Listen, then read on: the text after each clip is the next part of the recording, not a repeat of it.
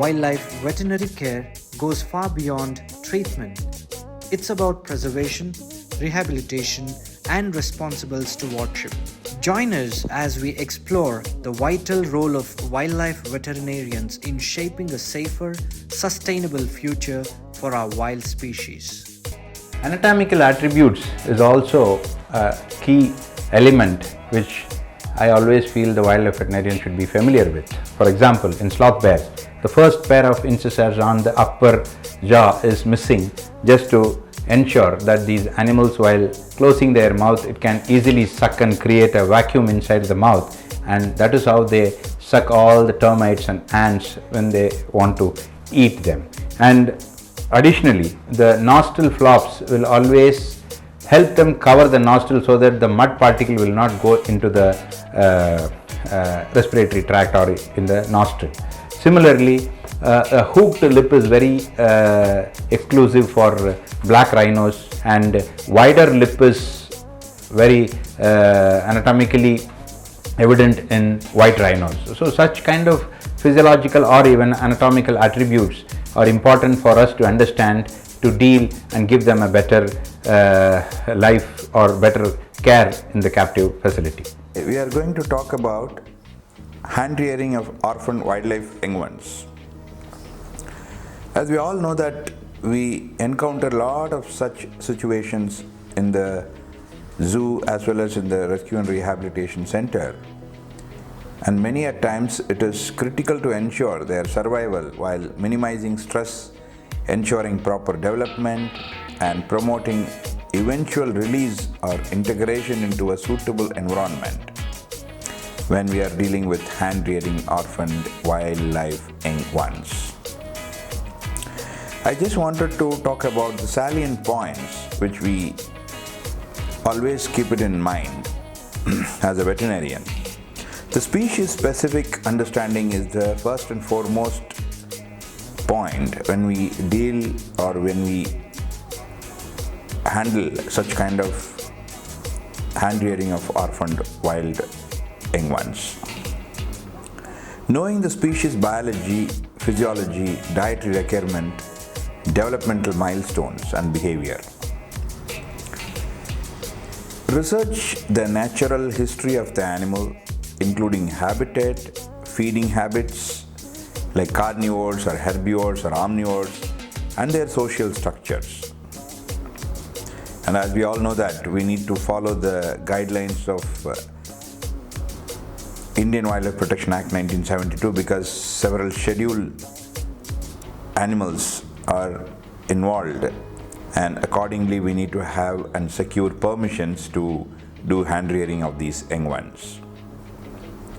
And the second important point is the immediate health assessment.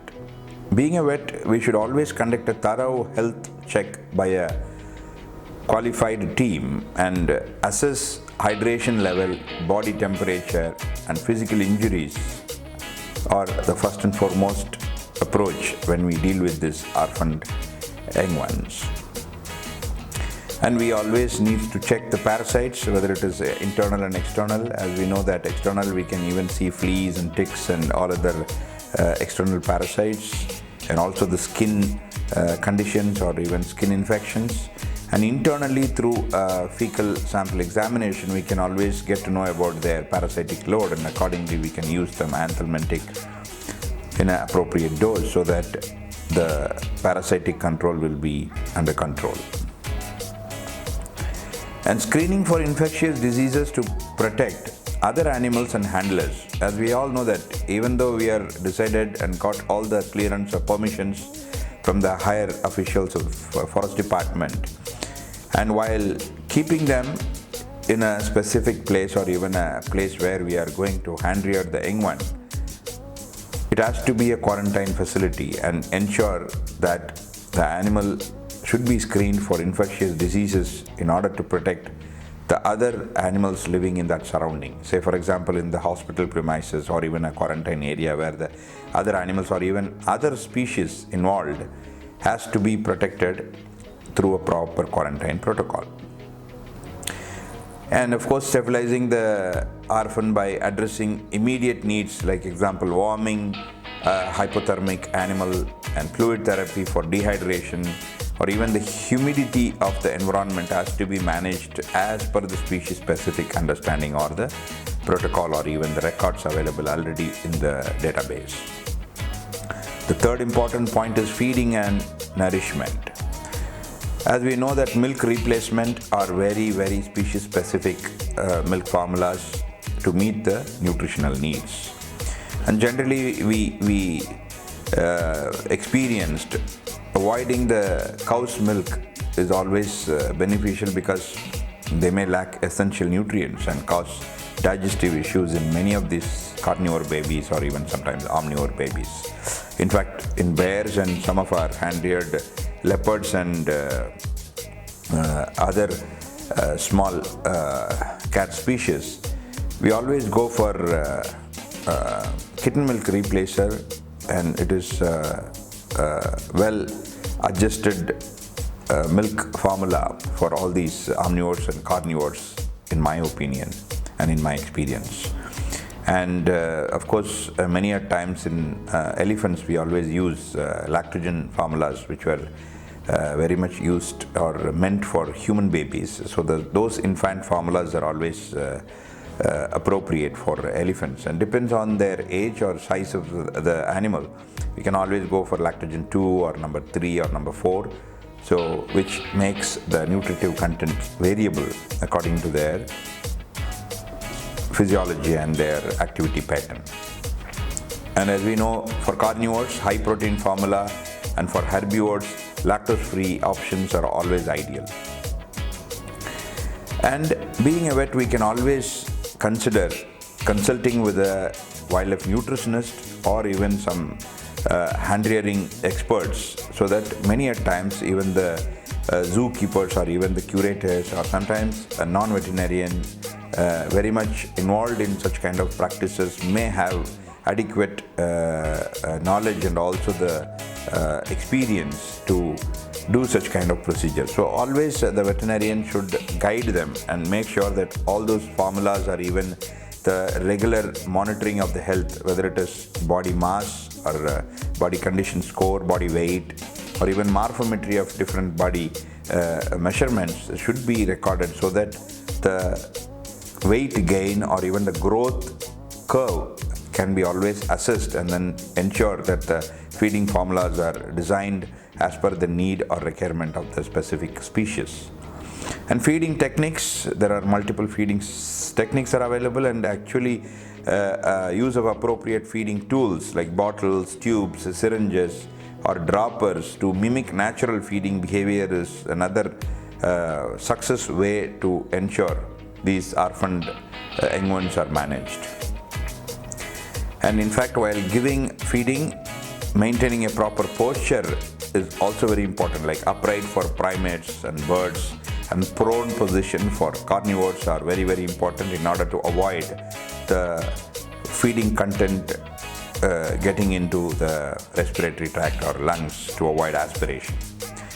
And feeding schedule, of course, again it depends on the neonate to your young ones, that we need to calculate at least age appropriate or species appropriate frequencies, like every 2 to 3 hours or even 4 to 5 hours. So it depends on the gastric emptying time, but neonates will definitely have earlier feeding frequency like 2 to 3 hours. So because they get or they used to get a very fast and higher amount of basal metabolic rate, so it needs to be calculated accordingly. And slowly we can reduce, gradually we can reduce the feeding frequency as the animal grows.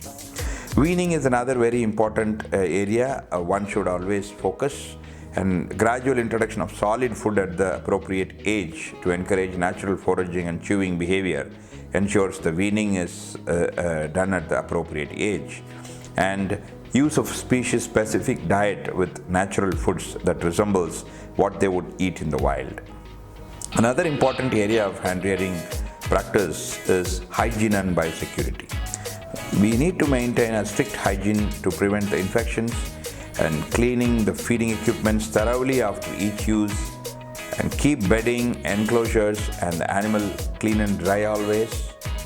Practice personal biosecurity like using gloves, mask and disinfectant to minimize disease transmission. And a veterinarian should always keep the zoonotic risk in mind so that the personal protective equipments should be given priority. The fifth important area is the thermal regulation.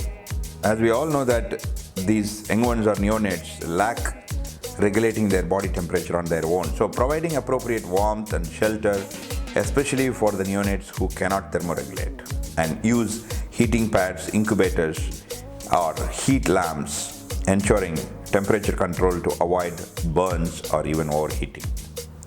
Adjust warmth as well as the animal grows and begins to thermoregulate. We can always modify the humidity as well as the warmness. The sixth important area to be concentrated while doing neonatal care or orphan wild animal hand rearing is behavioral development and socialization. And if we plan to release the animal back into the wild, then we should always maintain a minimal human imprinting to avoid excessive handling and eye contact, especially with animals destined for release. And we can always use puppets, mirrors or conspecifics to simulate the presence of other animals in their environment based on their species interest. And we need to provide opportunities for species appropriate behavior so that when they go back to the wild, they may not have any kind of stress or behavioral disturbances. And we need to encourage play, exploration and natural instincts like climbing, digging or hunting. So such kind of environment has to be created. And even we can pair or group animals of the same species to prevent social deprivation wherever it is possible. And of course the health monitoring is the regular monitoring of weight gain, growth, the growth curve, developmental milestones. And we should observe for signs of illness like diarrhea, lethargy, body temperature rise like fever, respiratory issues or even a refusal to food. So we need to do a periodic veterinary check, vaccinations like if it is species dependent or area specific vaccinations, we need to immediately administer such things. And of course deworming is always advised based on the interval or even the age of the animal in a regular frequency. The other important area is the gradual rehabilitation for release. So we need to prepare the animal for a soft release into the wild if suitable and applicable and also permitted, and gradually expose them to a natural environment in conditions like weather, sounds, foraging opportunities, etc. And we always know that the rehabilitation goes either as hard release or soft release, and we already talked appropriately. And we need to train species-specific survival skills like hunting in case of carnivores and grazing for herbivores and nest building in case of birds. So such kind of training for them is also important for their successful rehabilitation process. And then we need to limit the human contact always if you are preparing such kind of releasing them back into the wild program. And the other important area, as we already discussed several times, the record keeping. So we need to maintain a detailed record of feeding schedule, quarantines, and number of feeding to be done, and the types of food, and the formula, and the preparation, and how old is the food, and every meal time, and what kind of stimulation we need to give, or an orphan mother or even a caretaker has given to make the animal urinate or defecate, or bulging of the abdomen, and then giving some kind of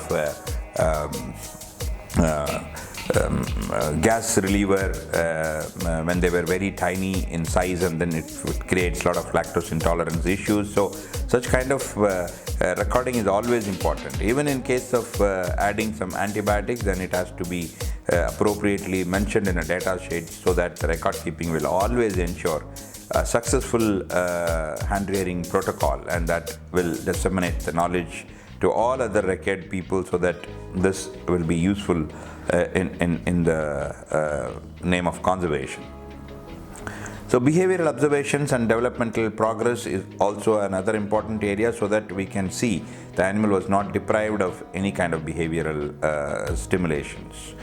And of course, the legal and ethical considerations also should be appropriately collected. As I said, depends on the schedule of the animal. We need to get the authorities' permission to ensure that the Wildlife Protection Act 1972's guidelines are followed. And in fact, the collaboration with the expert, or even sometimes even licensed wildlife rehabilitators or even rehabilitation centers for long-term care and release planning can also be done through this collaboration. And the other point is the psychological and physical stimulation, and we need to provide a lot of enrichment activities to stimulate mental and physical growth. It is not only for adult animals, it is always important for even the young ones to ensure that they are given adequate freedom to express their natural behavior, and then gain more confidence when they go back to the wild to use various tools and toys and natural substrates, climbing structures or hiding spaces. So all those things should be gradually done, and then the introduction of the animal to the environment will encounter in the wild. So, and of course, collaboration with various experts to take consultations, and then for very sensitive or even highly endangered species. And the ethical endpoints are like, even if sometimes we are not seeing progress in the hand rearing protocol, or even if the animal is seriously ill or severely compromised with some kind of illness, then definitely the survival prospects are low. And we need to assess the situation carefully, and we need to give prioritizing the humane care or even euthanasia when the situation warrants, to prevent prolonged suffering. So these are all the main points. And by adhering to these practices, orphan wildlife young ones can receive proper care, increasing their chances of survival, and where possible, eventual reintroduction into the wild is always possible. Repatriation of displaced wildlife involves returning animals to their natural habitat while ensuring minimal stress, safety, and successful reintegration. In my 20 years of experience, I have involved in some of the repatriations, and primarily the big challenging operation was repatriating star tortoises which were smuggled from India to another country, and then we were trying to repatriate them back into their natural habitat, back to our own country. It involves multiple levels of coordination, and I just wanted to share my ideas and wanted to throw some light on those repatriation process. But for such displaced Indian wildlife, the procedures and protocols are really very cumbersome, and we need to follow some of those things along the line with the Indian Wildlife Protection Act 1972 and the best conservation practices. So I would like to give some titles for some of these repatriation protocols. The primary one is assessment of the displacement and circumstances, because determining the reason for displacement, and whether it is human-wildlife conflict or natural disasters, poaching, smuggling, habitat destruction, or accidental separation, examples like young animals, and assessing the condition of the animal, physical health, stress level, injuries, and ability to survive independently in the wild. So categorizing these animals into healthy or fit for release requires rehabilitation, like injured or young or stressed, and non-releasable due to health or habituation issues or even a permanent disabilities that we can't release them back in the wild. And the second important point is the veterinary assessment and stabilization. So in fact, in this particular case also, a team of veterinarians, biologists, and also the officials gone to the respective country, and then we have done all the veterinary assessments and ensured the animals are stabilized before we repatriate them, because getting them back over sea or over flight or even any other modes of transportation also causes lots of stress to the animal, and then we should not lose or there should not be any casualties while repatriating such kind of displaced animals. So the veterinarian is very important to ensure the health assessment and stabilization of this animal, and we need to conduct a thorough health examination, both physical and lab test for parasites, infections, etc., so that the stabilization of the animal is put on record, and only then we will have to ensure that the animal is not having any illness, or if there is some immediate measures like treatments or something is implemented, has to be implemented as early as possible. And as we all know that quarantine displacement procedure or even a minimum quarantine protocol should be followed in both the country of origin and also where we are getting or repatriating the animal from. So it is generally varies between species, but 7 to 14 days is a very common practice of quarantine period to prevent disease spread. And in fact, wherever necessary, we need to do an appropriate vaccination or deworming procedures, depends on the species involved. And the site of selection for repatriation is also very important, and maybe in the next few slides I will be talking about legal and administrative procedures. But still, we need to identify a suitable release site based on the species, natural habitat and ecological requirement, and on top of it, the permission from the forest department wherever it is adequate. And availability of food, water, shelter and territorial species and the spaces available is also important before we do a site selection for repatriation. And better to avoid areas with high human activity or ongoing conflicts, so that the protection of the species which we are trying to repatriate is always protected or safe. Ensuring the site has a viable population of the same species to promote natural behavior. Otherwise, they will be creating an additional conflict in that release location. So we have to ensure that the viable population should be there for their natural survival and also natural selection or even propagation. All those things should be considered before we repatriate them. And for young or orphaned animals, consider locations with rehabilitation opportunities or conspecific groups, so that it will be easier to handle the nearby rehabilitation center, and then we can release them back into the wild if it is very close to the natural habitat, like a soft release program. And release strategies, as we always discuss, that soft release and hard release depends on the species involved, can be always adapted, and the time of release or conducting releases during optimal weather condition, or for nocturnal animal species it has to be released in the dusk, for diurnal species releasing early in the morning. So all such basic criteria or formulas or thumb rules has to be followed. And transportation, of course, as I said, the species specific transport containers should be made, and it should be animal friendly, and it should compliance with all the mode of transportation, whether it is sea route or air route or even by road. So it should be specific as per the species concern, and there are guidelines available with appropriate authorities, especially with central zoo authorities, that all these transportation cage specifics are given and we need to follow strictly, and the vets are given much importance to such kind of designing and make sure that the minimal stress during the transport and human contact or loud disturbance during the transport can be avoided. And the veterinarian should always accompany the animal, whether it is sedated or even for monitoring the animal without even sedating.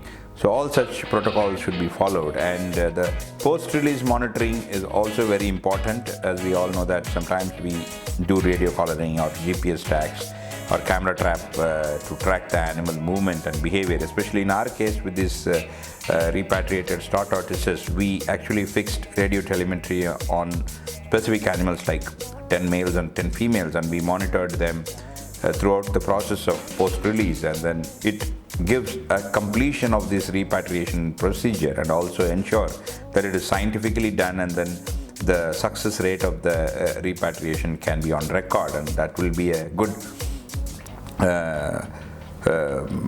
proceeding or even a good example for the future rehabilitators or even repatriators who are trying to do this or replicate the same thing in future. And when I was talking about this legal and administrative procedures, and this was really hectic, and then it took us more than 100 days to understand all such procedures, because nothing was in any kind of standard operating protocol. So the primary thing is getting the CITES permission. CITES stands for the Convention on International Trade in Endangered Species of Wild Fauna and Flora. And it is an international agreement between governments that regulates the trade of wild animals and plants to prevent their overexploitation and ensure their survival. So as we know that CITES in India is Wildlife Crime Control Bureau, WCCB, and then we need to ensure whether these animals are coming under Appendix 1 or 2, and appropriate permissions has to be taken before we start repatriating process. And the second important authority is DGFT, Director General of Foreign Trade, that we have to ensure that all the requirements and compliances should be followed as per the DGFT rules and regulations. And the third important authorities are customs regulations if we are getting the animal through sea route or even air route. So customs officers should adequately be informed the process of repatriation and the background of these animals, because these are non-wildlife people that they may not have adequate exposure towards this field, apart from the acts and customs acts, and also even a lot of sections in the Indian Wildlife Protection Act 1972. But it is the veterinarian's role and duty to ensure that the customs officers are adequately engaged about this repatriation process, so that there won't be any kind of red tapeism when it comes to customs department. And the final authorities are the veterinary quarantine officer from Ministry of Agricultural department, and they always be presented in various major airports where the portal of repatriation is allowed as per the regulation, and we need to take the quarantine officer's permission before we repatriate the animal from any other country. And of course, the Chief Wildlife Wardens of the Forest Department of the state is concerned, and ground level officers and staff should always be informed about the repatriation, so that there won't be any communication gap or error while doing it. And the very important role of the wildlife veterinarian plays a major part in the repatriation process, and the animal care staff, biologist, all those people should be taken into consideration while we are doing this legal and administrative procedure of this repatriation protocol. And some of the special considerations, like orphaned animals must undergo rehabilitation to acquire survival skill, limit human imprintation to ensure wild behavior, or endangered or Schedule 1 species follow strict guidelines, including coordination with conservation authorities like Wildlife Institute of India in Dehradun and NTCA, National Tiger Conservation Authorities for tigers, and human wildlife conflict areas, like we need to involve the local communities to create awareness and reduce conflict risk, strengthen the mitigation strategies like fencing, early warning systems, or even human restoration. So apart from that, there are few ethical and conservation priorities should always be kept in mind while we are doing the repatriation work. Prioritizing the welfare of the animal over quick repatriation, ensuring the animal contributes to its ecological role, that predator-prey dynamics without destabilizing the habitat, collaboration with wildlife biologists, ecologists, or even ethologists and different NGOs who are involved in conservation activities to ensure scientific and ethical repatriation practices. In our case, Wildlife SOS has closely connected with another organization in Singapore called ACRES, and those two organizations really did a fantastic job under the guidance and collaboration of Karnataka Forest Department, and these star tortoises smuggled from India were repatriated back to Bangalore, and then it was released into their natural habitat within the state of Karnataka. And documentation and reporting, as we always give emphasis on documentation and reporting, that is the main reason that I really wanted to take up this particular title, ensuring that this process should be standardized and anyone wanted to do the repatriation work can easily get information and the flow of activities while doing such kind of repatriation, and which is very simple, but only thing is we need to follow some of these workflow like initial assessment, cause of displacement, health and stability for release, veterinary care, stabilizing and treating and quarantining the animal, habitat selection, identify appropriate and safe release sites, release strategies, whether it is a hard release or soft release based on the species of interest, and post-release monitoring, like as I said, tracking and assessing adaptation to ensure their survival, and compliances, as I said, this legal procedures and submit reports to various authorities who are all involved in the process of repatriation. So, in conclusion, by adhering to this protocol, displaced wildlife can be repatriated efficiently, supporting conservation efforts and minimizing human-wildlife conflict. Today, we will discuss some salient points on the breeding program, which is part of the wildlife conservation in captive wildlife management. The breeding programs are considered to be two major parts. One is conservation breeding and the other one is control breeding, because sometimes, especially in rehabilitation centers, as per the Central Zoo Authority's regulations, the rescued animals should not be bred in captivity. So the veterinarians looking after the rehabilitated or rescued animals should have adequate knowledge about the breeding control program, or the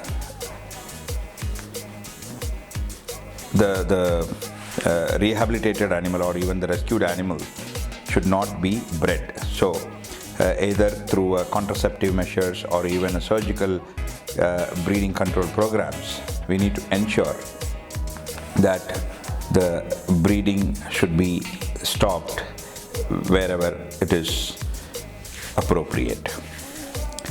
So in India, wildlife breeding is regulated to ensure the conservation and sustainable management of the country's rich biodiversity. As we all know that breeding programs are often conducted for endangered or threatened species under strict guidelines. And again, we still remember that the Central Zoo Authority has assigned different zoos for their conservation breeding programs. It depends on their expertise and the geographical location of this particular species and endemicity of the species, and also the environment and the adequate space and the weather and climate of those species which are naturally inhabiting. So the major guidelines for these wildlife breeding are the legal framework, and wildlife breeding activities are governed by the laws and policies, which is primarily the Wildlife Protection Act 1972, and this act prohibits exploitation of wildlife and regulates captive breeding programs for conservation processes. It requires permits for breeding wildlife species and prohibits trade in scheduled species, and it depends on the schedule of the animal, and the permits also depends on the schedule of the animal, and it should be followed very strictly. The other authority is, as we all know, that Central Zoo Authority, and CZA has got a strict guidelines under the Ministry of Environment, Forest and Climate Change, oversees breeding in zoos and ensures compliances with national standards. Zoos are required to follow the Recognition of Zoo Rules 2009 for captive breeding programs. And the third important act is the Biodiversity Act 2002, and it provides a framework for the sustainable use of biological resources and the establishment of biodiversity management committees at the local level. So coming to the objective of wildlife breeding, this wildlife breeding programs in India focuses on conservation of endangered species, meaning the breeding species on the brink of extinction. Example are Bengal tiger, Asiatic lion, gharials, etc. And restocking wild population. So that means reintroducing bred individuals into their natural habitat. Example, Indian vultures. We know our Penjore project in Rajasthan is very good example for this restocking program. And the other important aspect is the genetic diversity. So to maintain a healthy genetic pools to avoid inbreeding depression, the policy or even the objective of the breeding is very much focused. The common captive breeding protocols are wildlife breeding programs follow specific protocols to ensure their success and ethical conduct. Identification of the species. Breeding is prioritized for species listed as endangered or critically endangered by the IUCN or protected under Indian wildlife protection laws. The genetic management, the genetic screening is conducted to avoid inbreeding and maintain diversity. Stud books are playing a major role and to maintain, and the importance is to track genetic lineages. And the other important criteria is the habitat simulation. Captive environments are designed to mimic natural habitats as closely as possible to promote natural behavior. And of course, the health monitoring, as we always discuss, the regular veterinary care and disease prevention measures are mandatory. Animals undergo routine health checks and vaccinations, deworming and all other quarantine protocols. And when it comes to release the animals back into the wild, the species bred in captivity are reintroduced into the wild only after comprehensive ecological studies and acclimatization training. Otherwise, the success will be highly challenged.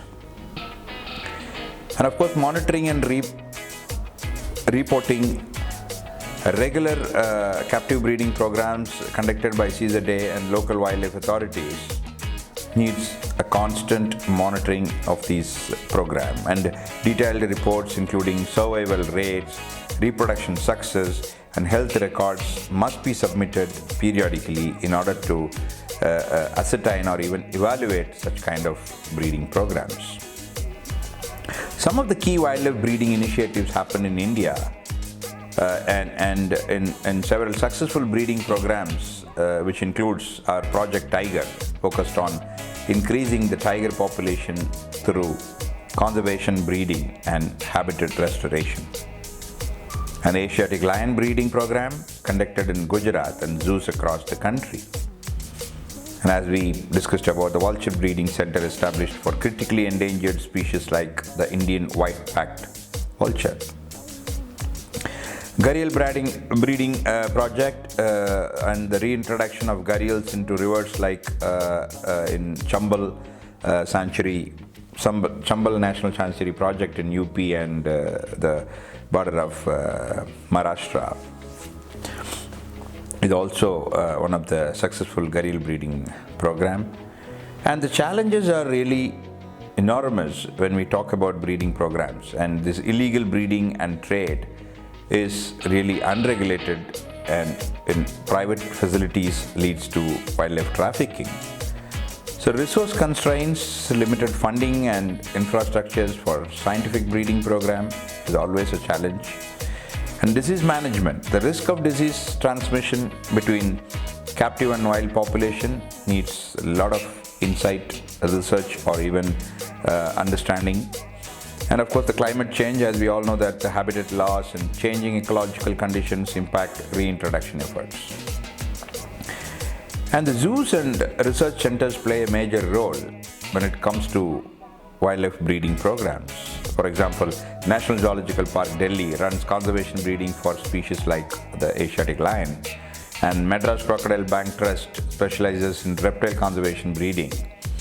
And Wildlife Institute of India in Dehradun provides research support and training for breeding programs. To conclude this, India's wildlife breeding control emphasizes ethical and scientific approaches to conserve biodiversity while ensuring compliances with both national and international conventions, like, for example, CITES, the Convention on International Trade in Endangered Species. So, the breeding program has to be done very scientifically, and to make sure that the conservation breeding and the breeding control measures wherever appropriate should be the main focus on this breeding program in any captive facility. Let us discuss something about special veterinary procedures, which always be important when we are trying to upkeep the wildlife health management programs in any captive wildlife facilities. So what I mean by special procedures are like very customized procedures. I mean, when we talk about these special procedures, like especially focusing on the ophthalmic procedures and auricular, like ear related issues, and dental procedures, skin related, orthopedic, acupunctures, laser and therapeutic ultrasound, using thermal cameras, hydrotherapy, shortwave diathermy and muscle stimulators. So such kind of procedures are really important, because we can't just keep them for overall procedures or even the basic procedures. When we talk about this basic research and advanced research, even the specialized procedures, one should really look into it, and then only then the veterinarians involved in wildlife health management in any captive facilities gather more information and also disseminate the knowledge by gathering more database into all these areas, so that it will be beneficial for both the species or the animal as an individual, and as a vet we will also gain a lot of knowledge in order to ascertain the health of the animal, and also to ensure these are the procedures can be carried out in a very successful way.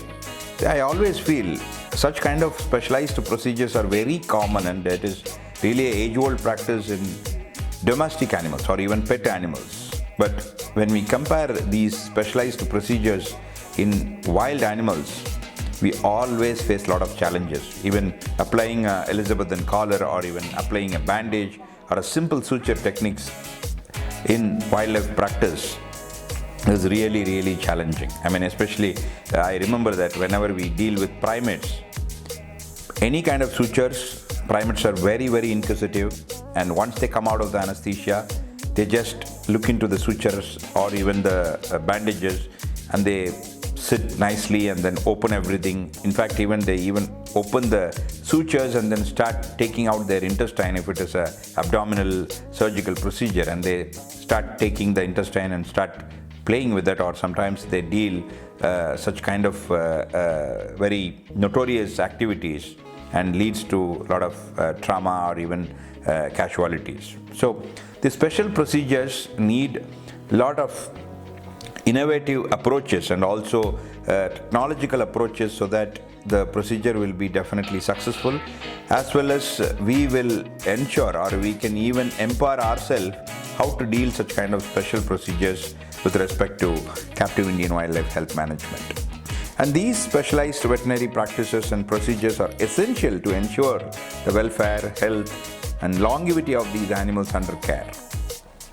These practices align with the unique physiology, behavior, and conservation requirements of various species while adhering the legal guidelines, as we always mention about this Wildlife Protection Act 1972. Some of these special procedures I just wanted to emphasize in different titles, like number one is preventive healthcare programs. So as we all know that we always conduct routine health check programs, whether it is quarterly or biannually, for all animals irrespective of the species, so that we can always keep them up to their better health and then ensure that they are not having any kind of subclinical or even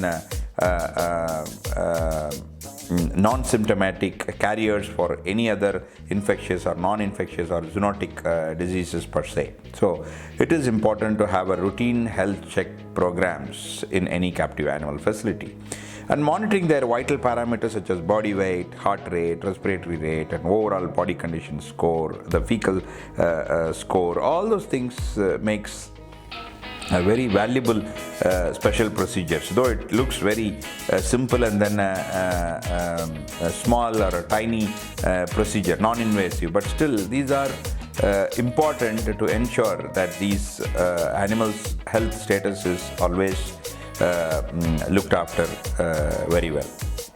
And periodic collection of biological samples, whether it is blood, feces, urine, or even skin swabs, or any material from the body, even the hair samples, can always be valuable information providers with respect to their biological component, whether it is a hematology or biochemistry or even parasitology. So all those areas needs again a constant evaluation in order to maintain their health status up to the mark. And disease screening, of course, for all chronic or infectious diseases like tuberculosis, brucellosis, herpes, and rabies, tetanus, all such disease screening should be done periodically so that we know what are all the common diseases affecting those animals with respect to their species, and then what kind of preventive measures can be done on a regular basis. And of course the vaccination protocols is again species specific schedule has to be done. For carnivores, we always ensure rabies, canine distemper, and parvoviral vaccinations are introduced, and for elephants, tetanus, hemorrhagic septicemia, and for ungulates, foot and mouth disease and anthrax. So either use of killed or recombinant vaccines to minimize adverse reaction are always kept in mind to ensure these species-specific vaccination schedules are always introduced or followed. And I always feel such kind of species-specific vaccinations parallelly need an antibody titer level, because we simply follow some of those regular practices or even the extrapolated practices from the domestic individuals. But in my opinion, I think we should ensure that all these antibody titer level for individual vaccines to individual species should be established so that we know what is the exact dose of these kind of vaccinations in order to achieve a required amount of antibody titer in their blood, so that this particular vaccine protects this animal against that particular disease. So though it looks very simple, but it needs a lot of authorities' permissions, and any experimentation in any of these animals, especially the scheduled animal as per the Indian Wildlife Protection Act 1972, is definitely prohibited.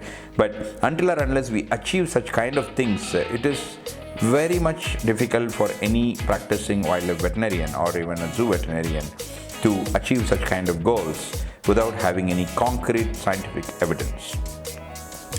And the third important thing is the parasitic control. As we all know that we regularly deworm them based on their fecal analysis for endoparasites like strong eyes, cestors, etc. And ectoparasites like ticks, mites and other external parasites. We always do regular parasitic control, and rotating the anthelmintic to prevent resistance and ensure species safety is also important, because by doing this kind of anthelmintic resistance study, even we found the sloth bears are again resistant to some of those benzimidazole group of anthelmintic. So it is important, because years together and decades together we will be using certain anthelmintics on a routine basis. So there is a high possibility of these animals develop resistance towards these anthelmintic, and ensure that these were all studied properly so that these are considered as special procedure, and ensure that their health status is maintained as per the interest of the wildlife veterinarian. So, and then the clean enclosure and incorporate environmental controls for parasite management is also one of the key player in conducting the special procedures. And the other major area is species-specific nutrition management. As we already discussed about the nutritional management and the feeding practices in any captive animal, but designing a balanced species-specific diet to meet nutritional requirement and mimic wild feeding habit is very, very important to keep it in mind. And we need to address specific challenges. For example, elephants, balanced fiber, mineral supplements, and management of obesity is at most important in any captive facility. And for carnivore, proper balance of muscle meat, bones, organs and vitamins like taurine for pellets is a very important and essential amino acid, and we need to supplement this, otherwise the body can't produce on its own. So such kind of nutritional needs has to be properly studied, and then we need to ensure that the adequate amount of such kind of nutritions are added in their day-to-day feeding practice. And for example, birds, specialized diets for frugivores and insectivores and raptors. So because we need to understand their natural foraging habit, accordingly we have to give them a specialized diet, otherwise they will not be able to consume, or they will not be able to acquire adequate nutrition if it is a non-appropriate diet. And the nutritional deficiencies should also be corrected on a periodical basis, because you see, when I talk about the special procedures, so such kind of evaluation is necessary on a regular basis. For example, even hypovitaminosis A, it's very common in reptiles and birds, but how many of us are doing these kind of vitamin deficiency studies? Because though it is an expensive procedure, but at least every zoo will have their own database of checking such kind of vitamin or even nutritional deficiencies on a periodical way, or in a periodic interval, so that they have such kind of database available in their particular zoo, and then the vets coming into the same facility or even in the zoo can definitely take this as a baseline data, and then they can always build in better scientific approach towards this nutritional deficiencies and addressing the same. And calcium deficiencies like rickets and metabolic bone diseases are again very common in captive facilities. So checking these kind of blood parameters for minerals and vitamins is also a mandatory procedure that one should always keep it in mind. I mean, the veterinarian should always keep it in mind. And the specialized veterinary procedure, when I mean the specialized veterinary procedures, are a lot of diagnostic imaging. So, you know, in all other countries, even they have gone up to CT and MRI, and for cranial or even spinal issues in mammals like elephants, big cats or all primates is happening for many years ago. But in India, we are still having a lot of constraints or even challenges, whether it is the facilities available or resources to make it happen. All these procedures are still difficult, but still we need to step forward and then ensure that these kind of basal parameters or even the basic database has to be developed for different species, and ensure that these are all the referral stuffs always available, so that any future wildlife veterinarian can always make use of this kind of database in order to interpret or even to achieve some kind of procedures to correct any abnormalities in any wildlife when they are looked after in the captive facilities. So the radiographies, as we know that now, fractures, foreign bodies and dental issues, all those things makes a lot of radiographic procedures and utilization of ultrasonography for reproductive monitoring, gastrointestinal disorders, and organ assessment of all vital organs, whether it is liver or kidney or even heart. So everything can be monitored through ultrasonography. So these practices have to be regularized, and then it should be conducted on a very frequent basis for different species, so that the database can also be improvised and we will understand more scientific approach towards their common diseases and prevalence of different vital organ issues. When we talk about all these stuffs that are highly evolved and then highly documented with respect to all the pet animals or even domestic animals. So in these areas we need to really concentrate and ensure collection of more database, and then putting it in a common platform or even in a way of peer-reviewed scientific journals will make more confidence to any wildlife veterinarians in our country. And of course, anesthesia and sedation, we utilize a lot of species-specific anesthetic protocols, and there are a lot of materials available. Even Wildlife Institute of India and Dr. Arora, such kind of pioneering wildlife vets or even institutes have came up with a lot of manuals to do the species-specific anesthetic protocols.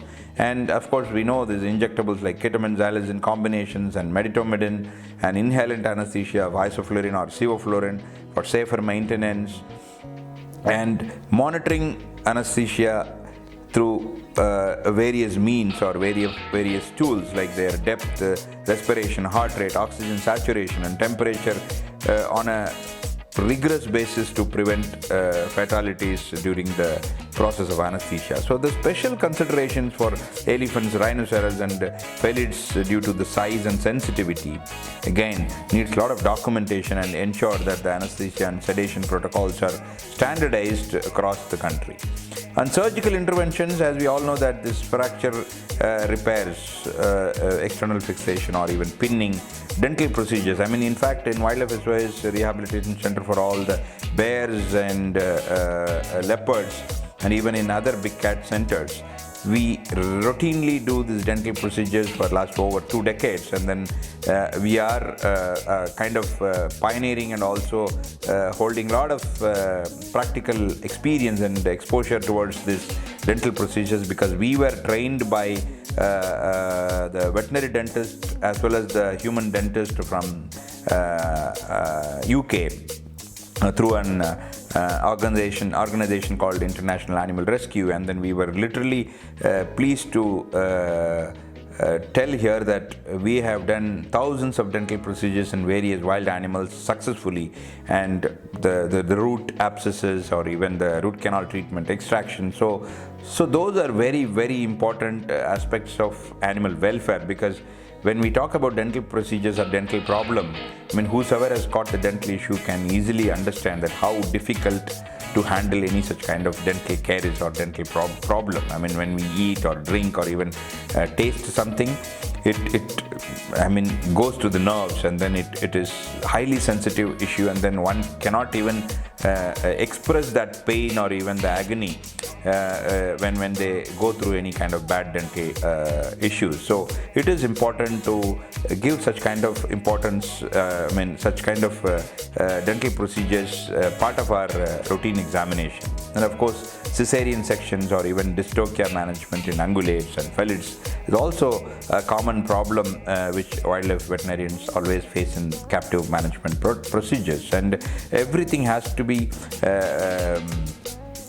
recorded or even documented and ensure that these protocols are standardized so that no one can start from the scratch, and they can easily follow some of those procedures where the senior veterinarians can already excelled in. And if those materials are available in a common platform, then they can definitely make use of this. And aseptic surgical techniques, as we all know that this post-operative care and antibiotics, analgesics and wound managements are all big challenging in captive wild animal management when it comes to special procedure. But it is important and mandatory that we should get over all these challenges and ensure that these special procedures are conducted on a regular basis with utmost success in the procedure.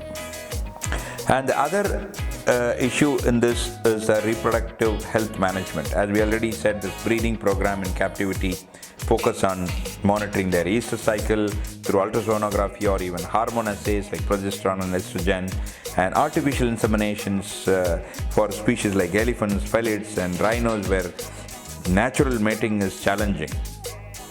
It is happening in our country, and then there are a lot of success stories are there with respect to your artificial insemination and then the conservation breeding programs by using assisted reproductive methods. And management of reproductive disorders, whether it is dystocia or retain placenta or uterine infections or even multiple uterine cancers or even ovarian tumors, all such things needs a lot of management of these reproductive disorders, and implementation of contraceptive measures when needed for population control. So as we already discussed about this, population control needs a lot of hormonal preparation like GnRH agonist or implants or surgical sterilization for animals not part of the breeding program, like whether it is a castration or spaying, whether it is an open method or even a laparoscopic method. All should be implemented in order to achieve this breeding control program. And the treatment of injured and displaced animals, I mean, when it comes to emergencies, then rapid triage and stabilization of these trauma cases like fractures, wounds, hemorrhages, road accidents, or even sometimes the infighting serious injuries among the same species within the exhibit, all need some kind of emergencies, and emergency protocols should be followed, and then it should be established in any such kind of captive animal facilities. So these all comes under these special procedures, like even heat stroke in elephants or carnivores need some kind of specialized procedures to deal with poisoning like pesticide or toxicity in herbivores.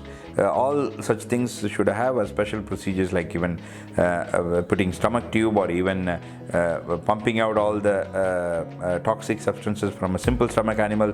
So all those things or all these areas has to be standardized by a practicing wildlife veterinarian, so that it will be easier and we don't need to get panic while dealing with such kind of emergencies. And sometimes even gastric torsions or bloat in large cats and ungulates are also common, and we need to know the protocol of how to deal with such kind of things. And of course, telemedicine for consulting experts when specialized expertise or equipment is unavailable on site, because many a times even we have contributed, and then we have even taken assistance from vets from abroad, because they do all these things meticulously, and then we need to gather some knowledge. And it will be always useful when someone has already invented the wheel, and then we can always borrow the knowledge from them instead of just starting from the scratch or breaking our head to create a wheel again.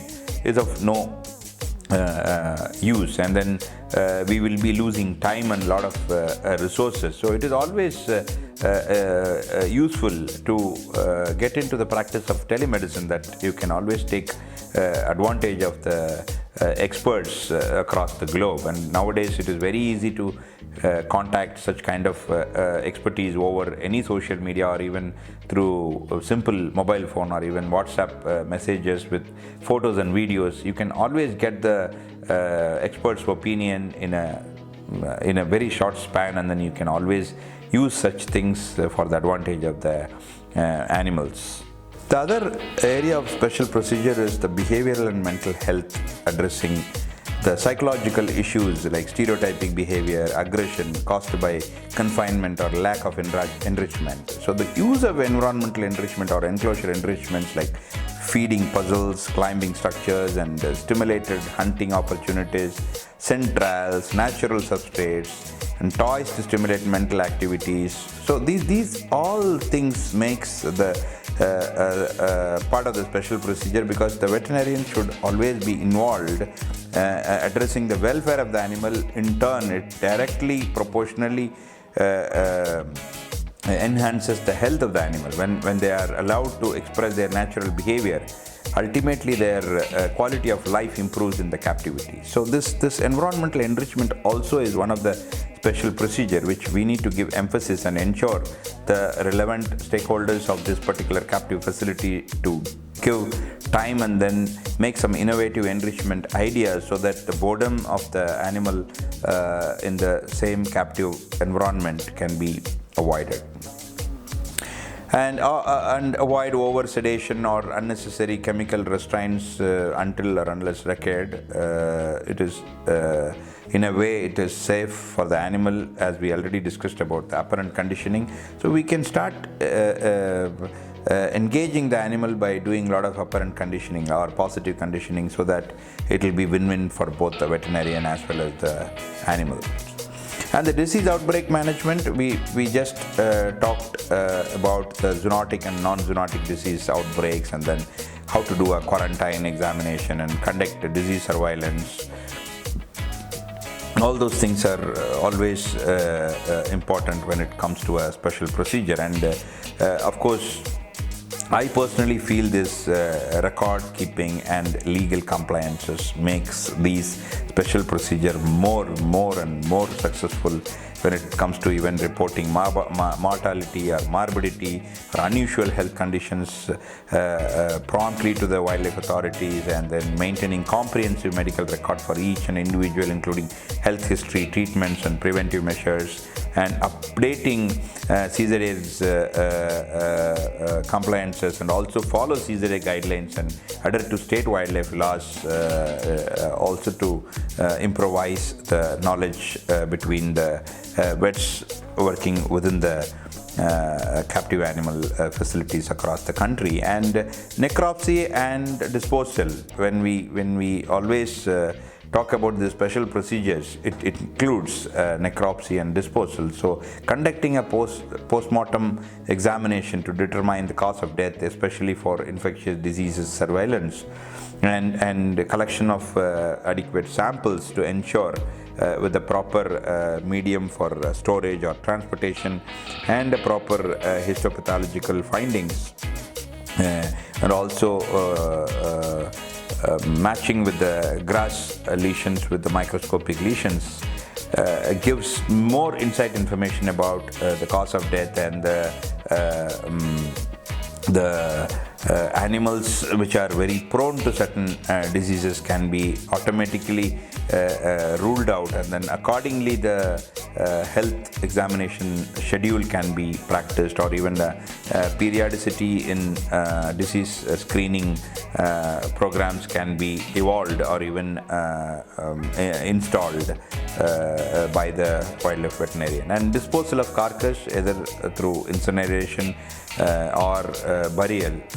The idea is to prevent disease transmission and environmental contamination. So it has to be done as per the schedule of the animal. It is already mentioned in the Indian Wildlife Protection Act. So we need to follow the disposal of the carcasses in a very scientific way. And of course, collaborative approach with the multidisciplinary team like biologist, ecologist, nutritionist, and pathologist should be always kept in the loop of wildlife veterinarian, so that the multidisciplinary approach and collaborative approach will give a lot of information, and then the multiple team can work on different areas, so that the cumulative effect will always have a more successful effect or effort towards the conservation in either in the zoo or even wildlife rehabilitation center or in any other rescue or even breeding programs, etc. And the use of technology like camera traps, health monitoring devices to track behavior and health remotely is another special procedure. I mean, we need to ensure that the monitoring of the animal, whether it is a pregnancy related or even lactating or even parturition, so all those things should be done remotely so that the stress level of the animal will be reduced and we know what is the procedure or what is the steps when the animal is undergoing or what is the behavior it is showing when the animal is trying to parturiate or trying to do some kind of procedures like hibernation or even estivation or any biological process can be observed in a remote way so that it will not affect the animal and they will not show anything any behavior influenced by the people. So this remote health assessment or even addressing the issue or even observing such kind of behavior is again one of the very special procedure in my opinion. And in general the summary is preventive care through vaccination, parasitic control and diet management, use of advanced veterinary procedures like imaging, anesthesia, surgical procedures, and reproductive health monitoring and intervention, psychological well-being through enrichment programs, disease surveillance, outbreak management, and strict biodiversity protocols are some of these special procedures apart from organ-based like either eyes, ears, dental, skin, ortho, acupuncture, laser, all such things as I mentioned earlier. So by following these specialized practices, captive wildlife can receive optimal care, contributing to their welfare and supporting long-term conservation goals.